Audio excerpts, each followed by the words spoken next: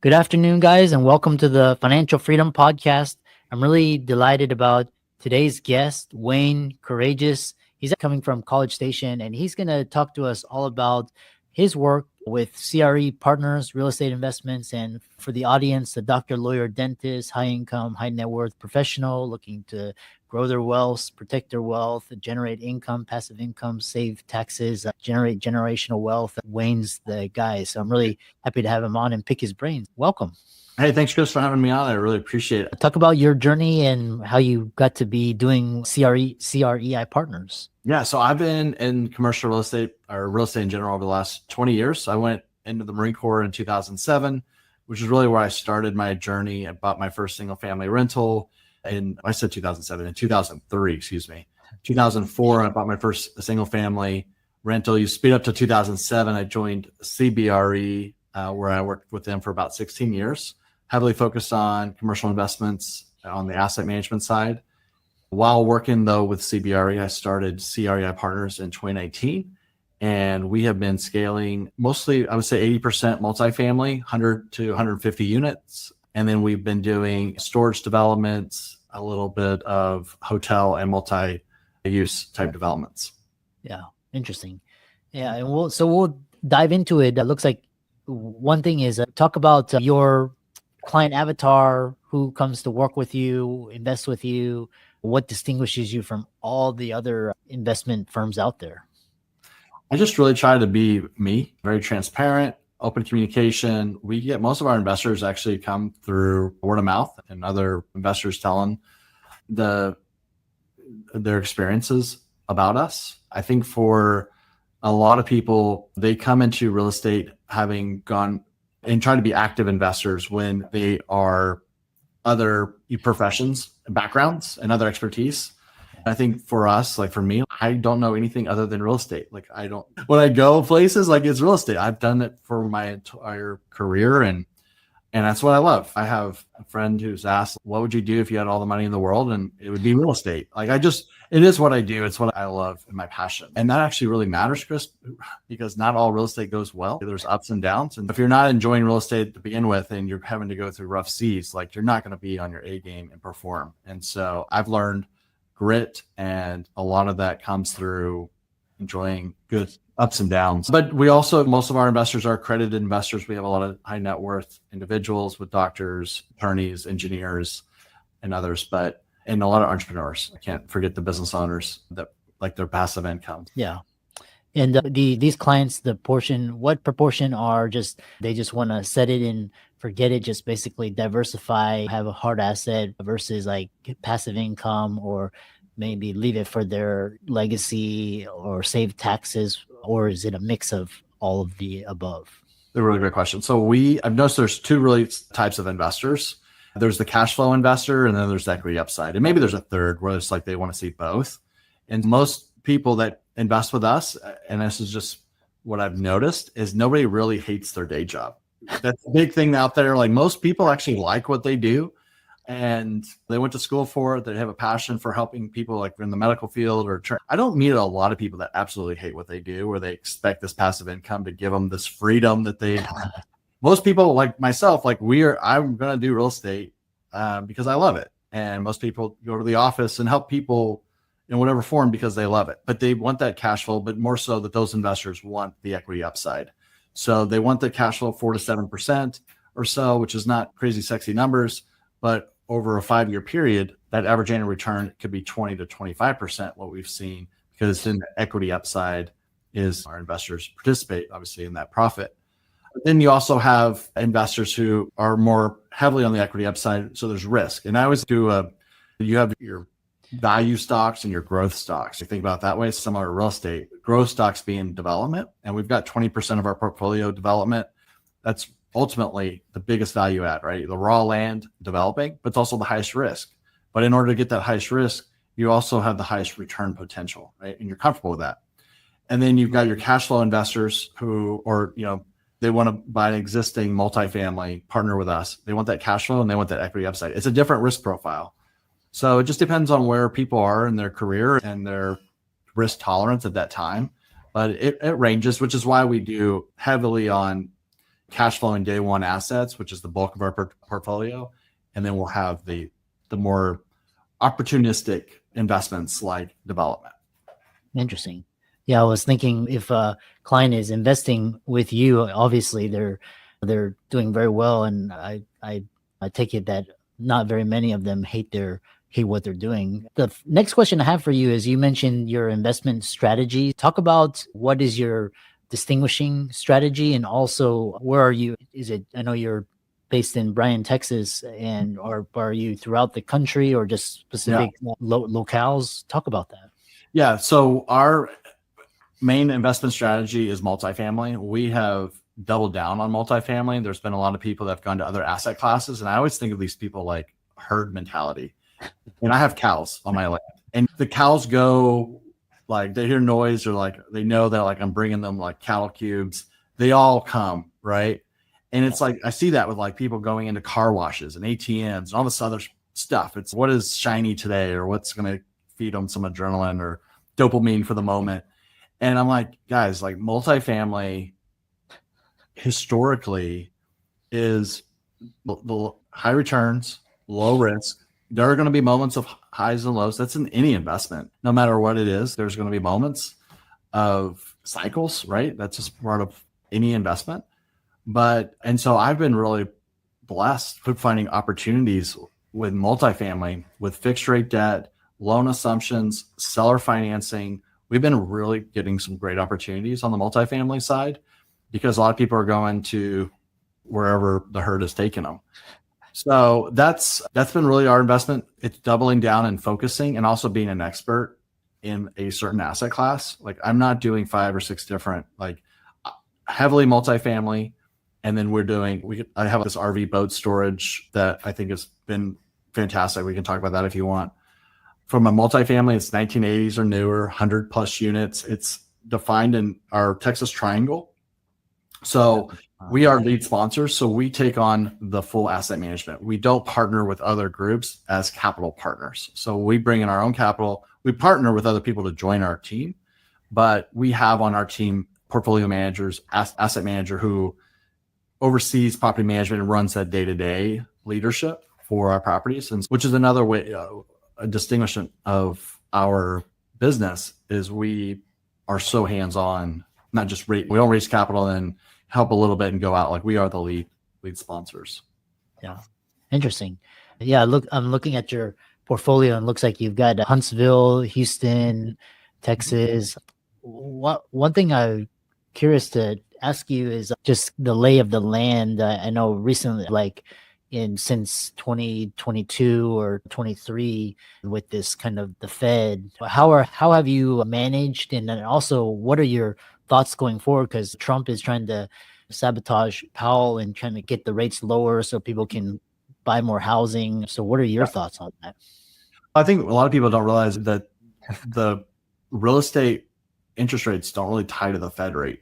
It's based on futures. So once we started to take away the smoke and mirrors of what like reality is, I do have a construction loan that's tied to the prime rate, and that prime rate is tied to the Fed rate, right? Wow. I have one loan like that. And so, yeah, every time they go down 25 basis points, I'm happy because that loan literally goes down 25 basis points. But all of our other loans is tied to 10-year treasuries. And 10-year treasuries fixed at a time. So you're really buying in, like when you buy a property, you close on a property, it's that moment in time, that rate. So it doesn't really matter what's going on during the hold period because we buy fixed rate. All of our properties are fixed rate. We don't have any bridge debt or any variable rates. That's a way that we reduce our risk. I don't have to worry about what's going on in the Twitter world or tweets or X, whatever you call it now, or like geopolitically or a war across the seas. Everything is fixed rate and it's very local to our wherever we're living. And as far as what's going on politically, if we want to go that route, it's 100% depreciation is back. And so that's a huge win. And so when you have these investors, and we have a lot of doctors who 1 million, 2 million, they put in investments and they're getting great cash flow. And then every year we send a K1, we have a true cost segregation, and then we maximize and leverage all that depreciation. And so we maximize paper losses. And those paper losses offset passive income. Passive losses offset passive income. And there is positives on that front, but I think everything going on with Powell and Fed rate, it doesn't really impact actually what we see boots on the ground, because it's all tied to treasuries and bond.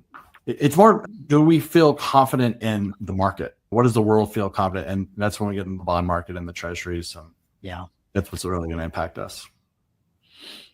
Yeah, I was listening to a podcast recently, and they were just talking about how the 2 and the 10 years, and then I think Bassett was talking about how like this idea of the Fed is just antiquated and obsolete, and they got inflation wrong. They said transitory, and then they jacked up the rates like super high, and they just like he was criticizing them. Which was really interesting. I do think the politics should stay out of the Fed. I think it needs to be separate, and I do think based on where we were at high inflation and the amount of money, and I think COVID, look, right or wrong, like I'm pretty conservative, but I can also say a lot of money was put in a short amount of time during COVID.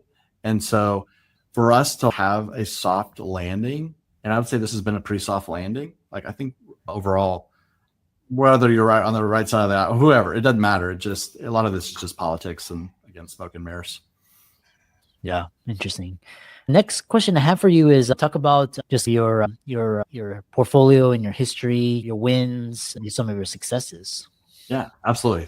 I always appreciate you allowing me to talk through that. We started off doing a development in Lafayette, Louisiana. It was a build-to-rent community. That was going to be a 98 single-family home. In the last couple of years, we've built 65 of those homes and finishing the remaining homes this year. And so that one's been staying. That was, again, going back to cash flow or equity upside investor. It was heavily equity upside. That was raw land that we were to develop.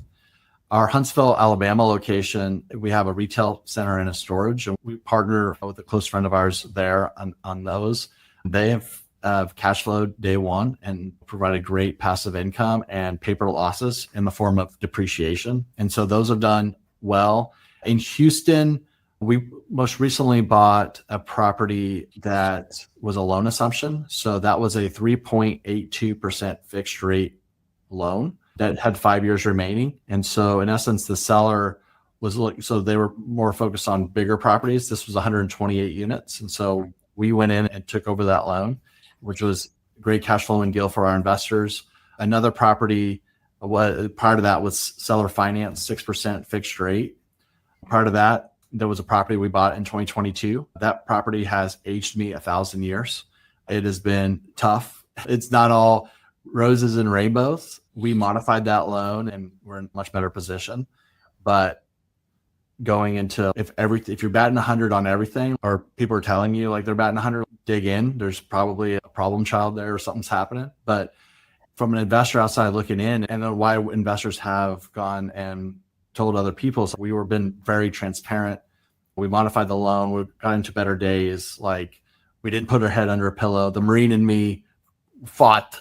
We're always like going through, but that has always been a challenge. But and then in Bryan, we developed a 72 unit storage facility that's 62% leased in the last year, which is fantastic because storage typically takes about 3 years to get to that point. And we just bought a property in San Antonio, and that was fixed rate debt. We bought it at $3 million less than the seller bought it last year. Imagine that, like huge discount. And the reason on that is that seller, the lender for that seller, called all their loans. So they had multiple loans with that lender. It's sad for that seller and those investors, but great opportunity for us to come in and buy great value real estate. So majority, and I'm knocking on wood, Chris, like we've worked really hard to have a successful portfolio. And even the one black eye that we've worked through, it lives to another day. It's just part of this real estate. It's not all easy, but we do like to focus more on the wins than the black eye. Yeah, really fascinating. And then one question from we have around 6-7 minutes, the live stream. What brought you to Bryan? Is it the community, the development, or what? Oh, goodness. So lifestyle. So I grew up in Austin and mentioned Marine Corps. It took me around. It was in Washington, D.C., Houston when I got out of the Marine Corps. We lived in Bee Cave, Texas, outside Austin, so near Lakeway. And California money was coming in, and I'm a real estate guy. And so we sold our house for crazy, stupid money for cash.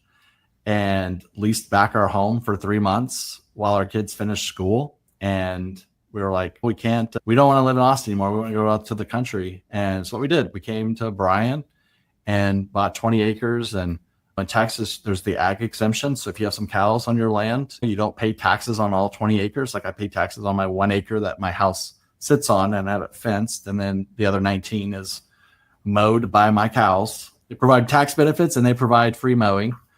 So yeah, that's a big reason. It's just we love being out there. And my parents still live in Austin. Like past weekend, we went there and saw my brother and my parents. So it's close enough to be near family, but far enough where we can just have silence and enjoy country living. And I was not impacted with the egg price hike because we had our own chickens. So there are some benefits of living in the middle of nowhere. Yeah. And it's a great college town as well. Yeah. This town's, it's massively growing. And we're part of that growth. Like we developed storage, but we also have 150 unit multifamily development that will be starting this year in 2025. And then we have a hotel, which is going to be a Spring Hill Suites. It's all part of this development off Highway 6 here. And then there will be an office retail component as well. So we're part of that growth here in Bryan and excited to, just continue seeing it grow. Because it is geographically, for those that may not know, it's right center in the Texas Triangle. So you're between the Dallas, Austin, and Houston growth, and just all the growth happening in the Texas Triangle. Like this area is posed for a lot of growth. I will say that's another reason why we moved to this area is just being center to all the different cities where we purchase properties. Final question for you is, what are the terms, like what are your minimums and holding periods, etc.? Yeah, so we do it based on, we have 3 primary investment classes. One typically is $250,000 minimum, but it's a 10% with no upside. So those are the cash flow investors. They put in $250,000 and they get $25,000 per year. Typically they'll do say $1 million and they'll get $100,000 of passive income per year. It's structured as equity, which is great because you get to benefit from the K1 depreciation. It's not structured as debt. So that's a huge benefit there. Then we have another class of investor that's $100,000, typically an 8% preferred return, which means if year one you don't hit 8%, maybe we're at 4 or 5%, that the other 3% or 4% accrues to the following year. And I like that for investors because it makes sure that they're paid in full before the sponsor's paid. So I like that model. And it's an 80-20 split. So when the profits are split, 80% goes to the passive investor, 20% goes to the sponsor, or myself and our partners. And then lastly is a $50,000 minimum investment. That's a Class C investment. And that's typically a 7% pref with a 75-25. So we've split it in 3 just so that way it fits different people's comfort and whether they're cash flow or they're more of the equity upside type investor. How can people contact you, connect with you, and reach out to you? Yeah, so I think my biggest thing is education. I think people listening into this podcast want education. CREIPartners.com is our website. But if you go to passiveinvestorcoaching.com, in passiveinvestorcoaching.com, that is a free 5-hour plus content of videos of how to underwrite a deal, how to look at a sponsor, what things to ask for in an investment. For those that put in time up front and learn as much as they can about passive investing. And again, there's no cost, there's no commitment, there's nothing. It's just my way of providing value. But while doing that, you do get into our email sequence every couple of weeks, and there's Calendly link where we can connect as well. But education is important. So hopefully you and all the investors out there, check out passiveinvestorcoaching.com. I put a lot of time to hopefully provide a lot of value to the audience. Excellent. Thanks so much for coming on and talking about your journey and your work with CREI Partners, and keep up the great work. Thanks, Chris. I appreciate you having me on today. Okay.